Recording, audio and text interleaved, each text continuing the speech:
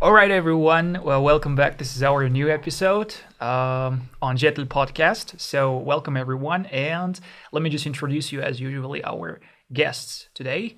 Our second and usual host, Aidos. How are you, man? What's going on, everyone? You look sleepy, man. Good. Yeah, man, I'm tired. But I'm never tired for Jetil Podcast, baby. Yeah, that's good. That's good to have you back. Thank you. Great. Thank you. And our second guest speaker for today, Emma. Hello. Straight from California. Mm-hmm. How are you, Emma? I'm doing great. Very excited to be here. Yeah, it's good to have you here, actually. I mean, it's very funny that both of us, basically, me and Aidos, see you here for the first time. I know. And I mean, it's as you just said, you just mentioned, the fact that you know at least something about the guests, but today, normally, but today it's a new thing, right? New person, absolutely new person. So nice to meet we would you, like Emma. you to introduce yourself just briefly. Okay. That'll be nice. Yeah, my name is Emma Larson. I'm 24, originally from Long Beach, California. Amazing city. I miss the warm weather. I went to university at a school called Williams College in Western Massachusetts, where I studied Russian and history. Whoa. So I can speak a little bit of Russian, which is very helpful living in Kazakhstan. After graduation, I worked as a 5th grade teacher where I taught little kids social studies and reading and writing. Whoa. And then got the amazing opportunity to come teach English in Kazakhstan. Great. So I've been here for the past 7 months, teaching English, learning Kazakh, improving my Russian, and just like imbuing myself in this culture that so many people in America know such a sad little amount about. Yeah, I mean, we hope you are one of those people who is trying to promote our country absolutely. abroad. Yeah, which is great. Nice to have you here, and it's very interesting how I knew about you. I mean, my friend, basically Nurzat, he was the one who introduced me to you, and the funny story is that he just met you in a train. Yes. And he was like, what's the story there? I mean... Yeah, so I love the trains in Kazakhstan. Really? Yeah, so much. Because so in America, we have trains, but they're very rarely used, and they're pretty expensive way to travel. The trains in Kazakhstan are much cheaper than taking a plane. Yeah. They take a long time, but that's plenty of time to sleep, relax, read. And the culture of the trains, I think, is so beautiful. I mean, something about Kazakhstan is like very, very different. Yeah. People are so generous here and like so ready to share and communicate and be open. So when you're on the train, you like immediately make friends and people give you food and tea. And I love that. So your decision to take a train was in purpose, right? Yes, yeah. I always travel by train when I can. Cool. When I met Nurzat, so I was traveling from Semey, where I'm based, to Shymkent in the south of Kazakhstan, which is a 40-hour train, which is crazy. And when I was on that train, I was walking without tapachki, without little, like the shoes that people wear in Kazakhstan. Yeah, because the floor is dirty, which makes sense. In America, we don't use those ever because Americans are dirty. But so I was walking around without tapachki, and I trying to like hide myself. I don't want people to know I'm an American at first, but this older Russian woman got very mad at me. Что ты делаешь, девушка? And so while trying to like explain to her in my broken Russian that I didn't have tapachki, that I was an American, Nurzat then reached out to me and helped translate, and then we started talking. And then had a lovely train ride. Yeah, I mean, good. It's very... it is like that, actually. Yeah, the trains, trains are in Kazakhstan, like, it's different. The vibe is, like, it's very different. I think it's... What do you mean by vibe? I mean, I don't really travel by train I hate trains, but really, because it's too long. It's like after a few hours, just like, okay, I'm ready to be there now. Come on. It's a long time. Right. Yeah, but that you see, like, you get to talk, like, really long talks with like some total strangers and you know about everything.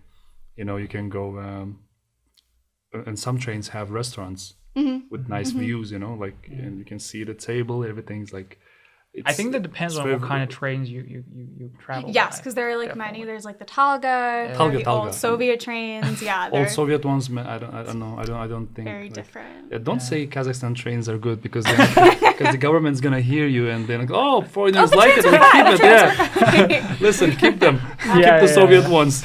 Yeah. No, we want them to change it. Really, to be honest. Well, because there's more even than changing the trains. It's like a question of building new tracks. So, like for example, where I'm based in Semey, to get to Astana is like 22 hours by train, which is crazy. And the only reason why is because the route is like very out of the way. There should be a direct route. They have to come to Almaty site, Yeah. Jetil, because that's the transit zone, like Almaty region. Like Yeah. all the trains are passing through. Yeah, it's Doesn't weird. make sense. Doesn't make Doesn't sense. What about the U.S.? I mean, do you travel by train there a lot? I've traveled by train once in the US, and it's way more of something that you do not for convenience, but like as a part of the adventure. There's like one train service called Amtrak, and my boyfriend and I last summer traveled from Seattle, Washington to Los Angeles, California, which is like a beautiful along the West Coast. It ended up not being beautiful because the train was delayed in Portland, Oregon for 7 hours. Wow. So while we were passing through all the beautiful nature, it was the middle of the night, which was sad. But in theory, it's supposed to be a beautiful train ride. Because I mean, I took train only once when I was in Japan, and you definitely have to travel by train in Japan. I mean, especially those fastest trains Same like China. Shinkansen and stuff. I think America like does it on purpose. They want people to use the highways and use gas instead. Yeah, Really, like America is actually perfect for those bullet trains. But we like don't have them. Yeah. It's so weird because it's Japan, it's China, and America doesn't use it. Yeah, They don't use it. funny. I mean, my question would be to Emma is, so you've been basically teaching English here since you came here at first, and then did you start teaching here in Almaty or? No, I was just based in Semey. Oh, okay. Yeah, Wow. which is for people who don't know, a much smaller city in the east of Kazakhstan. And how do you like that city? I like it. It's no Almaty. I think long term, Semey has a lot of developing it needs to do before it's a place that I would want to live in for more than a year. Yeah. But it's small. People are friendly. It has everything you need. So it's like probably everyone knows you, right? everyone. I'm famous. So my first weekend in Semey was City Day, which is like a big state celebration, and they had a 5K. So I'm a runner, and so I ran in the 5K, and I ended up winning the women's division, which was crazy. But so after that, they interviewed me. So my first weekend there, I was like interviewed on local TV, and then I became the American. So like people on the bus will stop me and they'll be like, "Are you the American?" It's like, "Yes, that's me." How'd you find Semey though? How'd you end up in Semey? So the program I'm here on is a State Department program, and they only place English teachers in regional cities. Wow, man, that's So it's like nice a to support, see. right? Yeah. Yes. Listen, it's good. It's Support like rural areas. we have a stand-up comedian from Kazakhstan. Like he's very famous in Russian-speaking countries. No, Chibatkov. Oh, yeah. Is he from Semey? No, I think he's from like, Uskaman. It's right next to Semey. Yeah. The thing is, he learned English from From American. Yeah, from an American guy. Like it was like 20 years ago. Like what was he doing there? Yeah, I mean it's a pretty amazing program like that I'm doing. There are 14. But are there any benefits for you guys like from this program? I mean, life abroad. A lot of support from the American and Kazakh government, which is nice. It's interesting because it's an experience, probably. Yeah. Listen, I think it's a good thing. I think no other country would do this. Yeah, probably. Yeah, and I mean America has it to like 40 countries, and so you choose your country, but not your city. China used to do that. China used to give out, I think, around 3,000. Like if I'm not wrong, around 3,000 scholarships each year to Kazakhstani students for free to go travel. Yeah, there are a lot of programs like that because, I mean, we had the same thing with Japan. I mean, they would give a lot of grants, as we call it, right? A lot of scholarships and stuff, and people could study in Japan. Because once you study abroad, you'll keep, trying to do something internationally It's really cool. with their country. Yeah. Well, it's like the Bolishok program today, which I always find really interesting because like so many people want Bolishok to A, to live abroad, but B, because like the education is maybe better abroad. I got a question. I'm really curious about the thing with so you basically came here after the war started, right? So did you ever consider options going to Russia since you were studying Russian? Or So I studied abroad in Russia when I was at university for 3 months. I was in St. Petersburg, and I think I wanted something different. Russia's great, and like that's maybe now it's not great, but Russian culture is beautiful. I like started learning Russian because of Russian culture, but I wanted something that was not Russia. I specialized in Soviet history at university, and it was always very frustrating to me that we only ever talked about Russian history. We never talked about Kazakhstan or Uzbekistan or Tajikistan, even though those are, were huge places that like were critical to the economy of the Soviet Union. And so I wanted to go abroad to a place to learn more about that aspect of Soviet history. Cool. Yeah. Cool. It's really cool because I mean I know a lot of foreigners, especially Americans, who would choose Russia as a target country, target language, but they probably choose Russia. I think the situation have changed, right? Drastically. Yeah. Oh yeah. No, I mean now it's I get looks when I tell people in America that I was like a Russian major. They're like, "Oh, you studied Russian? Like, are you?" What about the thing with like, are there still a lot of people who would like to study Russian abroad in the U.S.?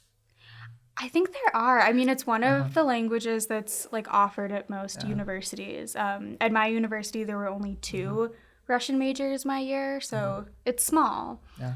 Do you like personally see or notice how the attitude towards Russian language has been changed? Oh, I think the attitude has like definitely changed. Because here it changed. definitely changed much. Yeah. And that's why we're recording it in English. 100%. Yeah. Listen, I was at the cinema the other day. I've noticed our movies, the Kazakhstan movies, are like getting so much better, man. Like, Yes. like we're becoming we are big fans now. With my wife. The interesting fact, I was once on TV show, and since I'm a polyglot and I speak like amount of languages, they were like asking me, so how many languages do you speak? And they literally just asked me, you may not mention Russian.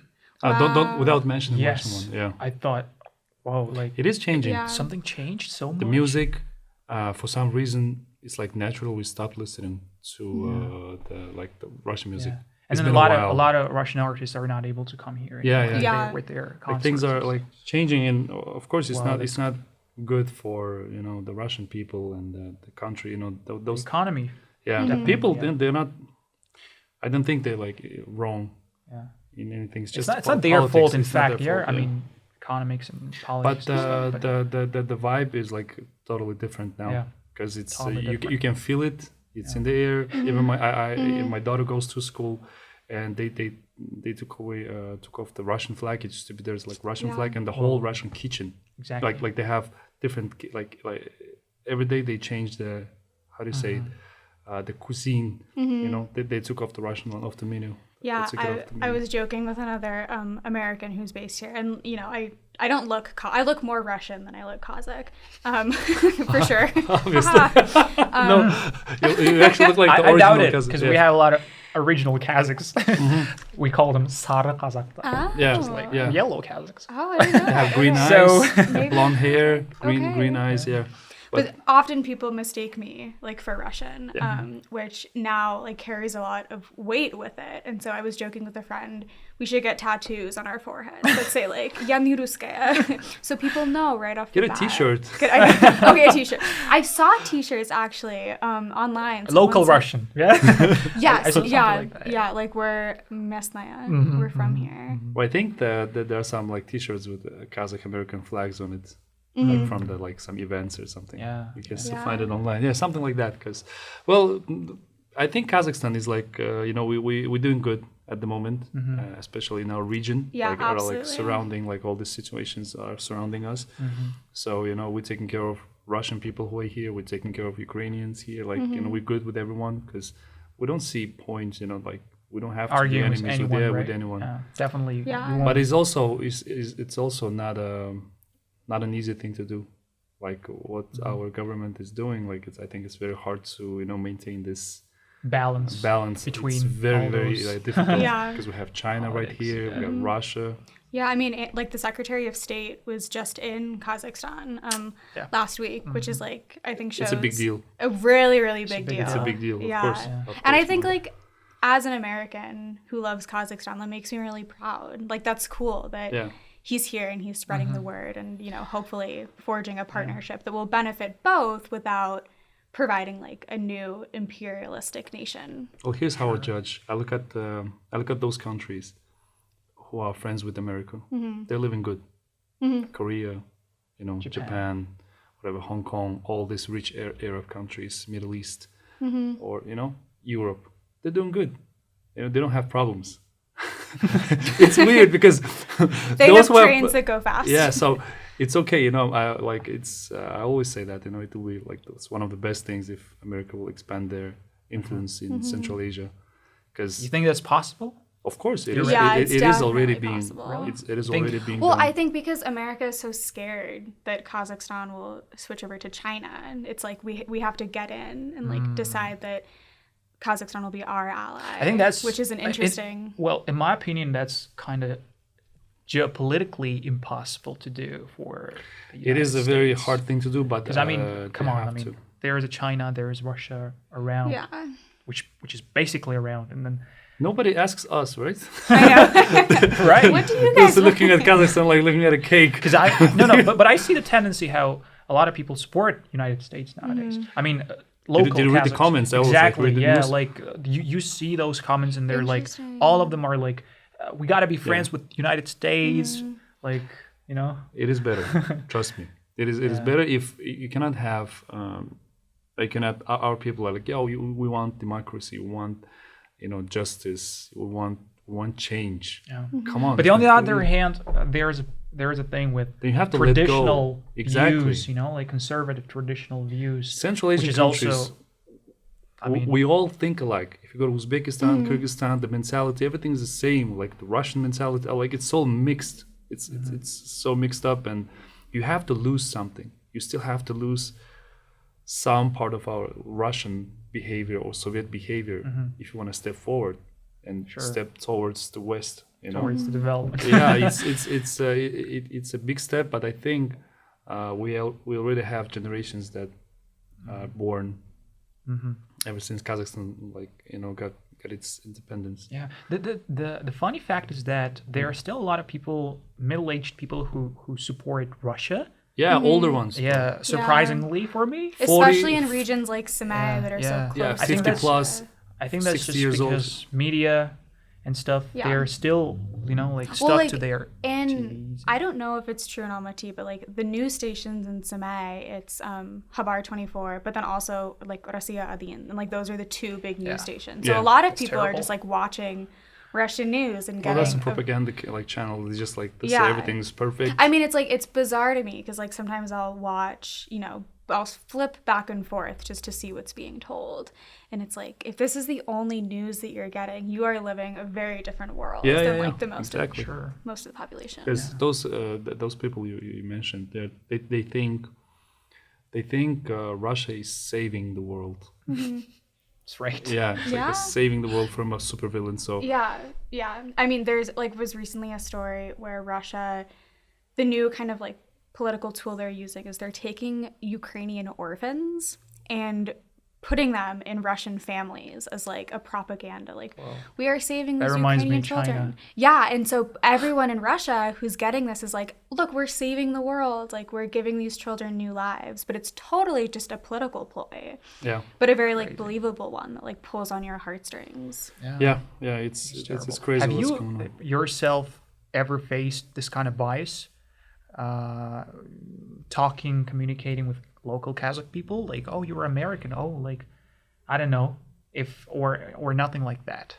Like, you're an American.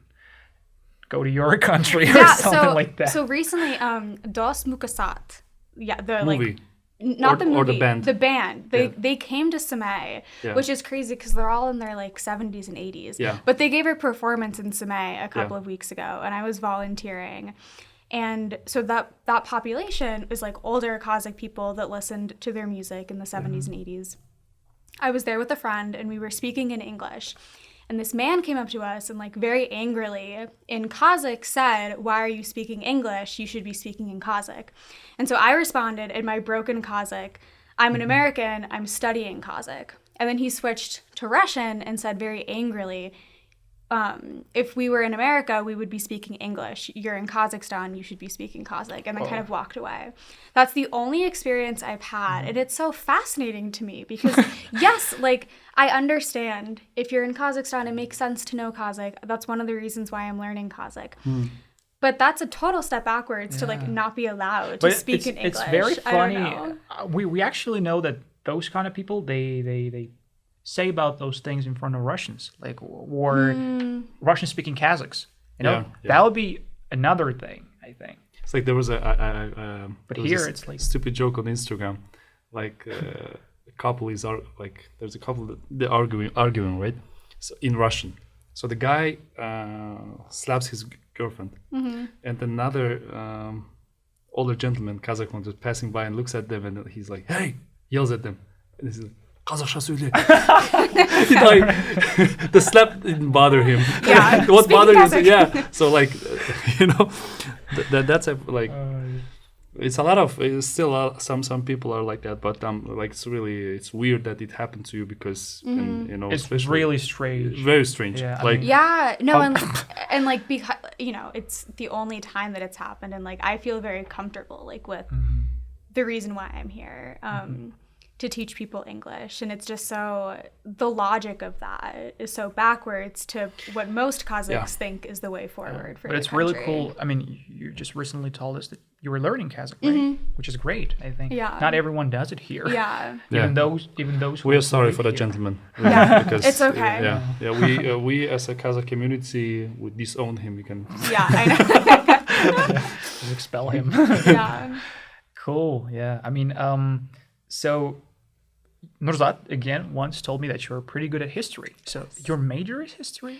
So I studied Russian, and I was a double major, Russian and history, specializing in Soviet history. Did you compare the history that you learned back in America? That's an interesting question. Absolutely, and it's very, very different. I mean, the biggest difference is like I never knew about Kazakhstan. I didn't know that this was the country that the Soviet Union deported people to. I didn't know about like the Aral Sea. I didn't know about the famines and the industrialization. Even the nuclear testing in Semey, we never talked about that in relation to Kazakhstan. Also the guy who stuck the Soviet flag in Berlin. It was him. Was a Kazakh. It was a Kazakh guy. Yeah. Why is that not? I don't know. I like get very emotional about it, but why is that not a part of what Americans are learning when we learn about this? I think everyone was. It's also different in Russian history. Like you go to Russian school in Russia, they have a different history. Sure. I think they just admitted recently about that. The flag? Yeah, about the flag thing. Just recently, for the past few years only. Yeah. So it's totally different. It's also, different, I watched some videos on YouTube where like guys walk on the street and ask the pedestrians about the World War II, like who won the world, who won and stuff like. That's an interesting question. And they asked like Soviet Union, like did Soviet Union take part in it? They were like, no. That was in the US? Yeah, it's in America. What about this question actually? I think that most people would know. It's hard to tell because I'm so imbued in like a history that is about. I don't know what the average person would say. Most of the people, as it's here as well, I mean, not interested in this particular in general, Americans know very little history, and especially very little global history. Like something I've noticed in Kazakh schools is people take like world geography, like you learn about world geography, world history. We don't really have that in America. Like at least in my schooling, American history is the only like history we studied. When you go to university, you have options to take other histories. But like, the interesting thing is that here in Kazakhstan, I mean, once we start studying Kazakh history, we start from the very past. Like, yes, which is start with age. This is where Kazakhs are born. Age. Yeah, exactly. Like, what? Yeah. We go all the way back. We don't just go back. That's why we follow our 7 ancestors. Yes. That's our style. I know. Crazy. But I think it's changing, right? I hope that it's changing, because why the heck we need Age Stone, like Stone Age? Well, because Kazakhs are serious. They would like to say, like, listen, we didn't just happen. We're just were not just like that, right? Kazakhs didn't just happen. Yeah. I mean, every country, like, one of the reasons why But that's I why it's chose history. His story, bro. Exactly. Right? And that's why I chose history, right? Because it's not just the studying of like facts and figures or what happened. It's like the studying of how we tell what happens to tell a totally different story.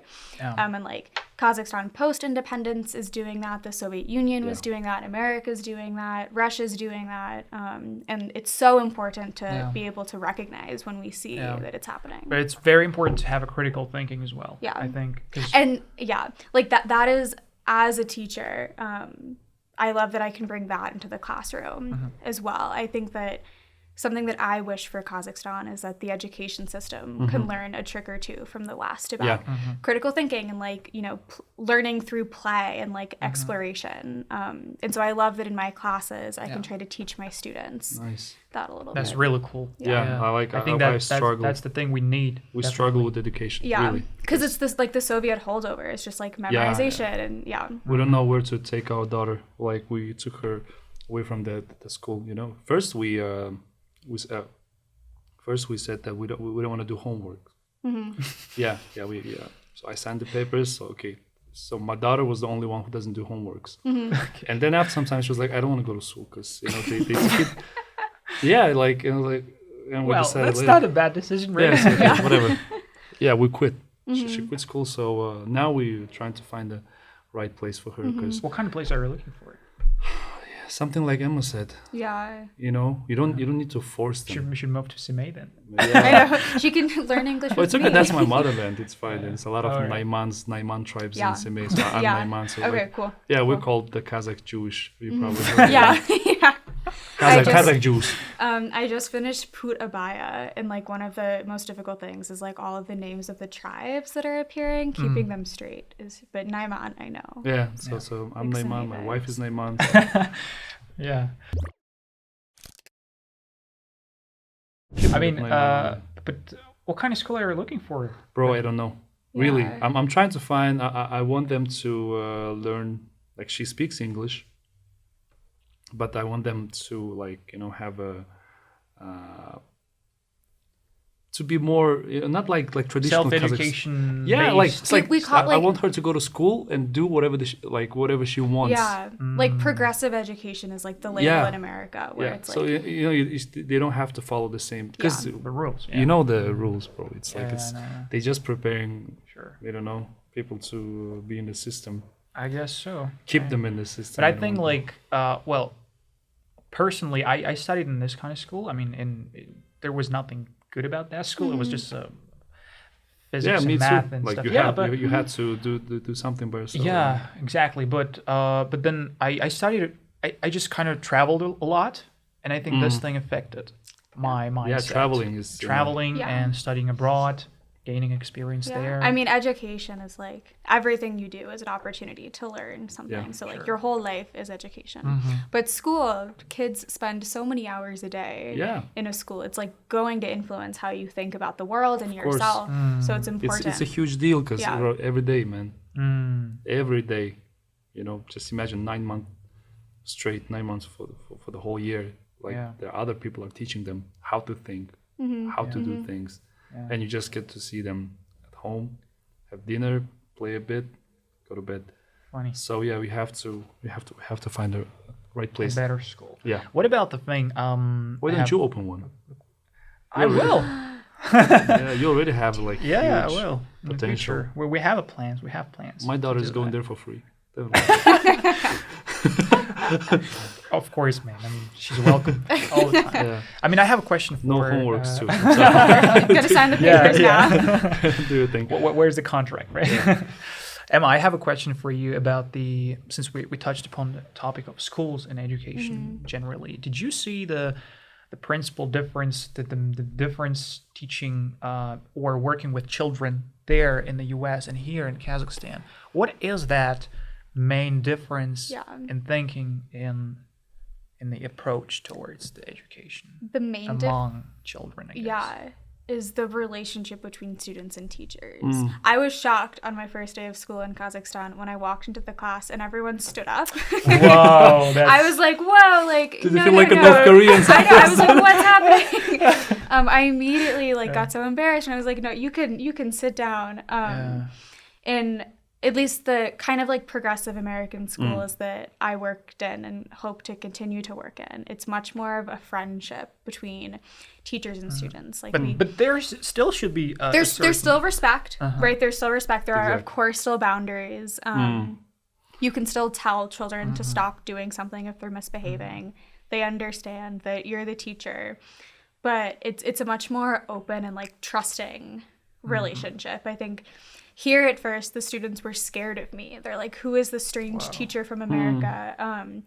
And now, 7 months in, we're friends and they understand that I care about them. Like, I'm not just there to teach them English. I'm there to be a part of their life and like a part of their year. And I want to know who they are and what they're interested in. And for a lot of students, they were very, very shocked. They like did not understand, but that's just so normal, my experience teaching in America. Oh, that's nice. I wish my daughter goes through you. I know, yeah. Send her over to New Jersey. Yeah. That's nice because I was born in China. Like I'm like those. Have you heard about those Kazakh people from China? Yeah. So I'm one of them. Yeah.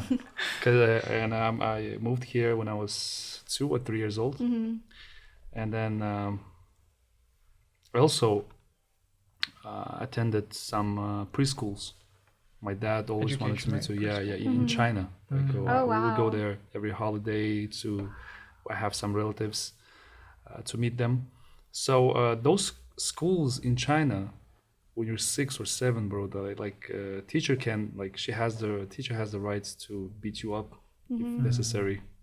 Whoa. Yeah, with the ruler, it's like huge ruler, like your hands, and it's like and that's total. Fear. It's totally that's terrifying. normal. It's a total different level of respect. Yeah. So the Kazakhstan one is like, it's easy. When Chinese people come here and I tell them about, because I do business with China, so like that's why I keep have a lot of reference. And then I tell them about Kazakhstani education, that we go to school 5 days a week, and like it's a half day of school, and they always shocked, like, are those Kazakh people or Chinese people? Chinese.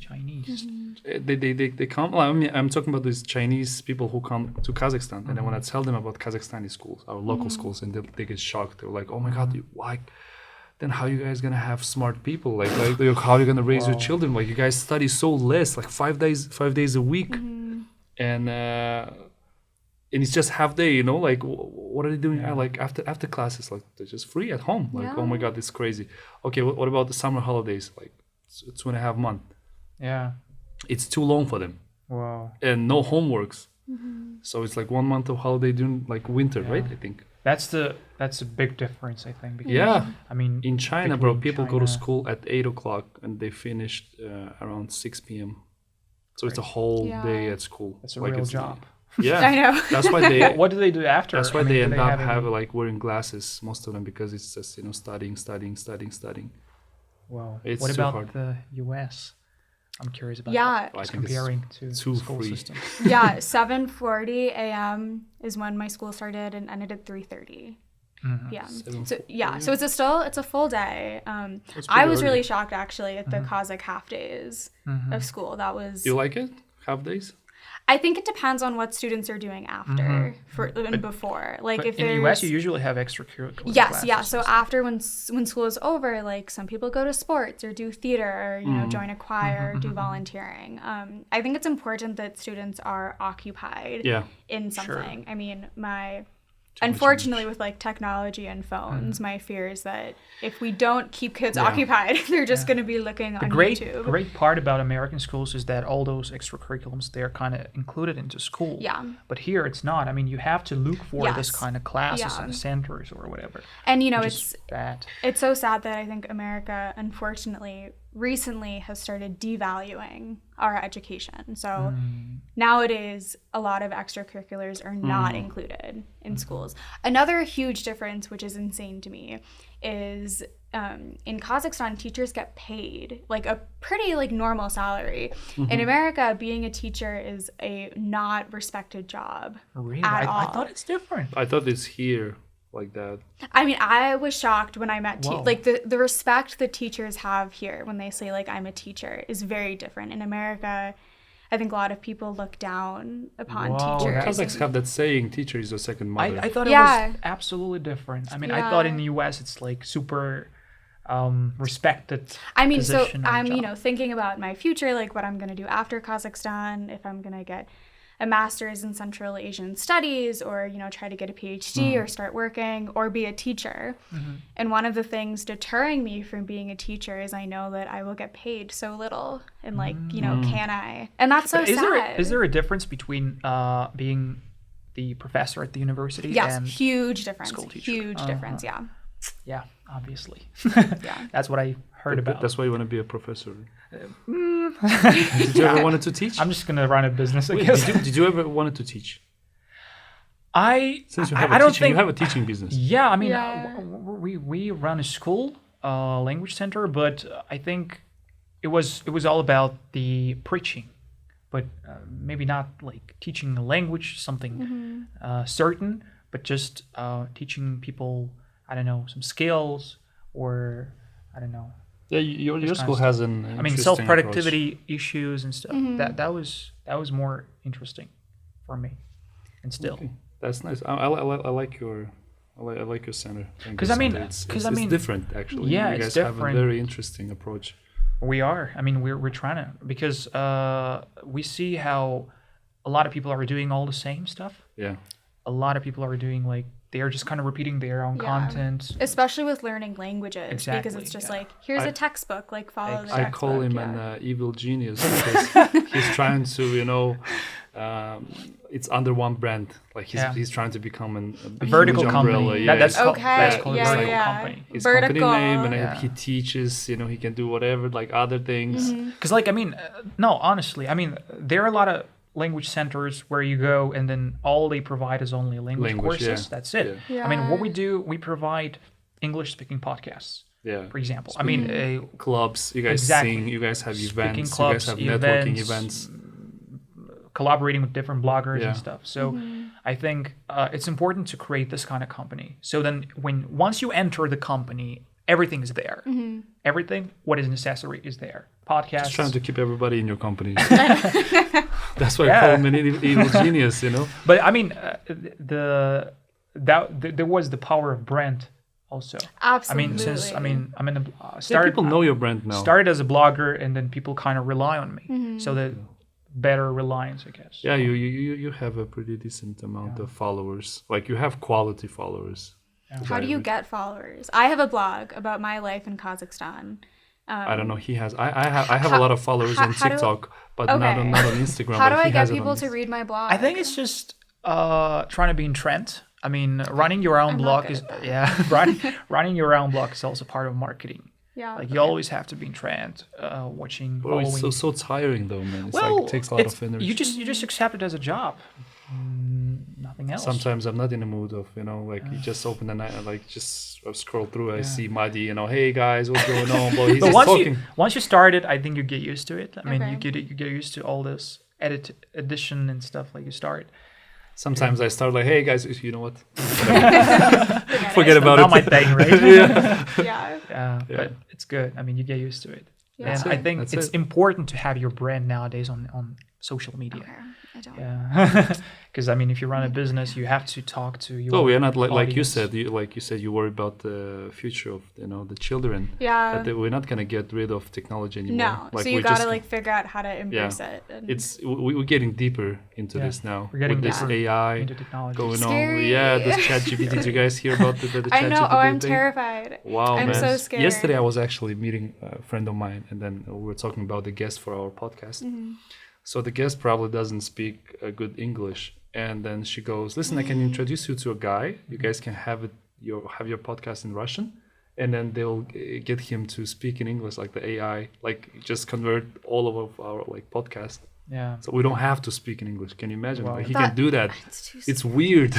Yeah. And AI all you really need to scares do me. is just give him your samples of your Exactly. voice, just a few words in English, That's and the then That that's is it. insane. That's a huge step towards the development of info business. Why? Yeah. Because I mean, there are going to be a lot of people who would start doing courses, some materials, some video courses and stuff, and then they would just like convert them to different language and then sell it abroad. They wouldn't stuck with the local agenda or audience. Yeah. So I think that's a huge step. I mean, I already know some bloggers, some influencers who are doing this already. I mean, for example, Marwan Sisembai, if you ever heard, one of those biggest influencers here in Kazakhstan and post-Soviet countries. He's already doing it. He said that they are now converting his courses to Spanish and English, and That's then wild. they wouldn't need any speaker. Yeah. They wouldn't yeah. need any speaker to provide all this, which is great. I think, which is great. China came up with this this little thing translator. Just speak into Yes, it. yeah. It just translates like Oh, at the same time, or just like maximum few think- seconds. And like that's so wild to me because translation work is so hard. Like Yeah.